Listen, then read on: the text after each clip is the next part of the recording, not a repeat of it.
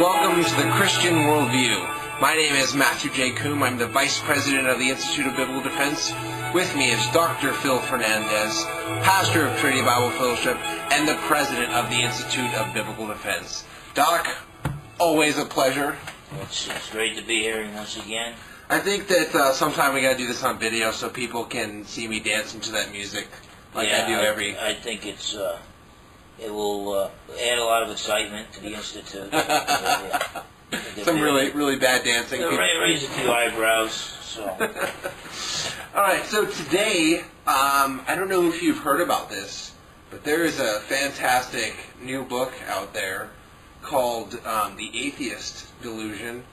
And, well, I think you have heard about it because you wrote it. Yeah. Just came out within the last week. Able to buy within the last week. Yeah. The Atheist Delusion, a Christian response to Christopher Hitchens and Richard Dawkins, by Dr. Phil Fernandes. And so today we're going to talk about this book, get a basic rundown of what it's about, go over some of I haven't read it all yet. I've looked over most of the chapters and stuff, so I have enough to ask you some questions about it, but I have read enough to where I'm pretty excited about this. I'm really looking forward to start suggesting this to people because you really touch on some fantastic issues. And then not only that, but I like it how you're dealing with the most current trends in atheism, and then but you're still going back and you're using your classical apologetics and say, look, this stuff is still solid. This still refutes what's going on. So before I get into the specifics of the content of it, well, let me say right now, you can right now order this from Amazon.com, BarnesandNoble.com, The Atheist Delusion. And can you even order from your website too? No, I don't believe, not yet. I'll be talking to the webmaster here real soon, and we'll probably be able to do that, but the best way would be Amazon.com, BarnesandNoble.com, or you can walk into a store and order it if they don't have it on the shelf. And I don't have the biggest name in the world, so it's probably not on the shelf. There's every once in a while you can find a few of my books on the shelf, but you can order it from the bookstore. But nowadays, most people like to do things online, and that's the quickest way to get it done. So. All right, so before we get into some of the specific contents of the book, why is it that you decided to write this book? Yeah, and it's you've read my book, The God Who Sits Enthroned. Absolutely. Evidence for God's Existence. So it's like, well, why a second book refuting atheism? And the reason is that the first book was addressing the more traditional Michael Martin type atheists who were using philosophical arguments against God.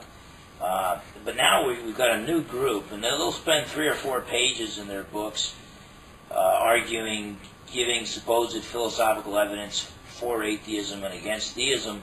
But for the most part, these new atheists, I call them the new militant atheists, they're a lot more passionate than the older group. Yeah, it's very charismatic. And a lot more passionate, and there's a lot more emotionalism. It's more of an emotional outburst, a tirade against Christianity. It's like they assume Christianity is irrational, and it's been proven false years ago, so they don't even need to go there. They'll throw in a little dumb argument like, well, who designed the designer, or something along those lines. But for the most part, it's like, look, we know that belief in God is intolerant, and it's the cause of all the problems we face in the world. We've evolved past that. Let's just get rid of this, and they'll label teaching children about God as child abuse. Yeah, we'll talk about that later. Yeah. So it's more like, look, we know this is false. We know only gullible people. I mean, Christopher Hitchens, just read his book. It's not in the glossary at the end, the word stupid. It should be, because he called people who believe in God over and over again stupid throughout the book. Richard Dawkins, and that's his book, Hitchens' God is Not Great, How Religion Poisons Everything. Dawkins' book, The God Delusion, he says that atheists should call themselves the Brights, because apparently they're the Brights, and I guess we're the dimwits or something. We're the dims. But we're not really as bright as Richard Dawkins, who's been losing quite a few debates. In fact, I asked the last atheist who promoted a debate for me, I asked him if he could get me Hitchens or Dawkins, and he said, maybe Hitchens if they can afford it, but definitely not Dawkins. I said, why not Dawkins? And he said, a lot of atheist organizations are not real pleased at the way Dawkins is handling himself. He's laying down and dying, right? Yeah, pretty much, yeah.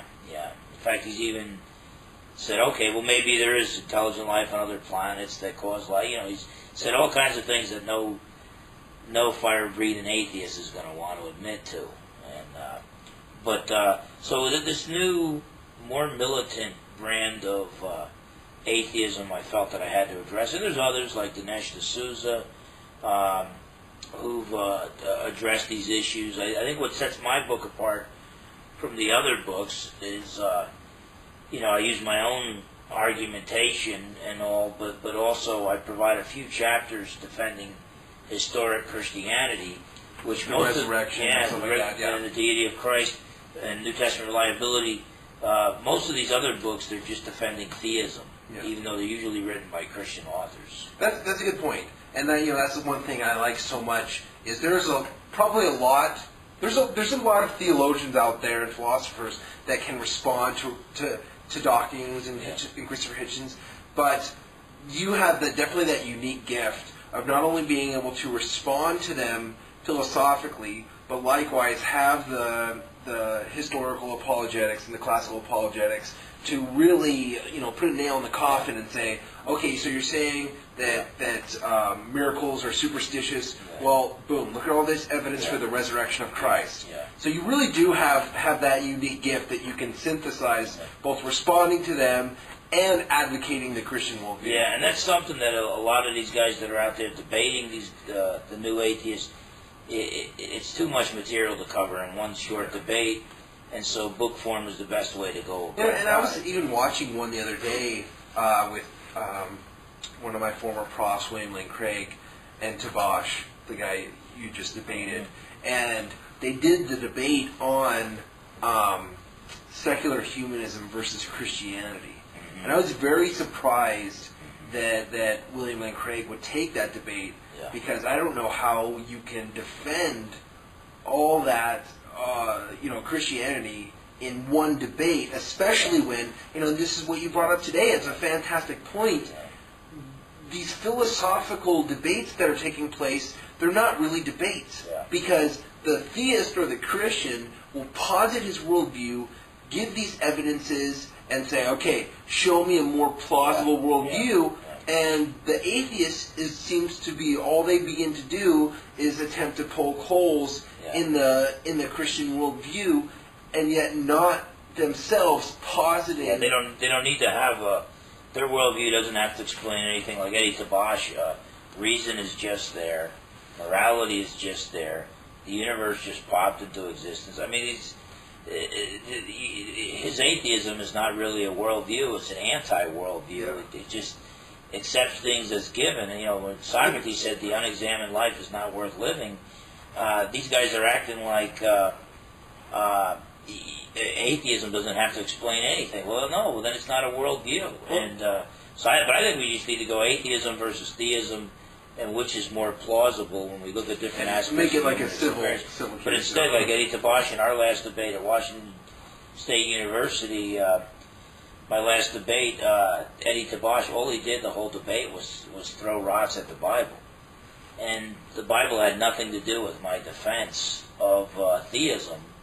And I wasn't defending Christianity, it was God's existence. So it just seemed to me, there's more of an agenda. Let's just cause doubts in people's minds about the Bible rather than debate the issue at hand. Now, having said that, Eddie Tabash, I wouldn't even classify him as one of the new atheists. He's still kind of old school, and they're still trying to at least raise rational objections to Christianity. These newer atheists, their main argument is that, how religion poisons everything, that religion is bad for society. Look at all the Christianity is intolerant. That's pretty much if you had to sum up the argument of the new atheist, it's more that Christianity is intolerant. It's not like they're saying, well, we don't believe it's irrational. Yeah, they believe it's irrational, but they believe that debate was won a long time ago, which is really not the case. Not the case at all. But the thing is, I would still really hesitate to put Tobash in the classical atheist camp because of all the things that he concedes. I mean, him conceding like the existence of the laws of logic, that's a huge concession that a classical atheist would never give. Well, the very first atheists, they thought that reason was a given and morality was a given, and so they attacked Christianity from that, but it didn't take long before the Friedrich Nietzsche's arrived and said, wait a minute, if God doesn't exist and there's no truth, there's no morality, there's no meaning in life. And so the Eddie Tobash, Jeffrey J. Lauder, Dan Barker type are actually more the modernistic Enlightenment type of atheists, which means they're like a throwback of a couple hundred years. And later atheists will say, well, there's no absolute morality, there's no absolute truth. At the same time, they're still trying to use more philosophical arguments against Christianity, whereas the new atheist now is more of a cultural apologetic for atheism and against Christianity. So it's the big deal is that religion is not good for society. We need to move on, and we need to get rid of this pre-scientific superstition. And you just touched on a couple of things that are a couple of questions that I want to ask you. I do want to say real quick though about the William Lane Craig debate. He did do a fantastic job. I was just very surprised that he chose such a broad topic. Well, what he'll do, I did a debate on Christianity versus atheism once at Princeton. Oh yeah, I remember that one. And but what I told him, I will only defend God's existence and Christ's resurrection and deity. Nothing else. Yeah. Don't try to get me off track on the Trinity and stuff. And Elliot Ratzman was pretty honest about it. Now with Eddie Tobash, we were only supposed to debate does God exist, and he asked, I was asked, do you want to debate does the Christian God exist? I said no, it's too much stuff to debate about. Let's just keep it does God exist. So Eddie Tobash agreed to it. And then he would read quotes of my position about the age of the earth, and read quotes from the Bible claiming the Bible contradicts itself. So he just got way, way off track. And I felt bad because I had to leave a lot of questions unanswered in order to stay on track. And so it's just one of those deals where William Lane Craig, he was defending Christianity, but what he was defending really is the resurrection of Christ and God's existence. But you gotta be real clear about that before you sign on the dotted line for a debate, because these guys will try to get you to defend Christianity, and then they've got 2,000 years of Christian thought in a very big book called the Bible, where they can just attack you from so many different places that they can question bomb and ask more questions than you can respond to in the allotted time. But Craig knows what he's doing. Yeah. Dr. Craig is in fact, that was probably the best. One of the first things that Eddie Tobash told me when I met him, the afternoon I was having lunch at the Denny's by the motel, and he stopped by, him and Jeff Lauder, another atheist, so one of the first things he told me, he said, by the way, Bill Craig said hello. And so that made me feel real good, just knowing that William Lane Craig, because he told me, Tobash told him that he was going to debate me, and so I just kind of felt good to be remembered by William Lane Craig, because he is the man when it comes to well, when I had him in class and I told him that I was your protege, he was like, "Oh, Phil." Yeah, he's a really neat guy. He is. He's not an easy grader.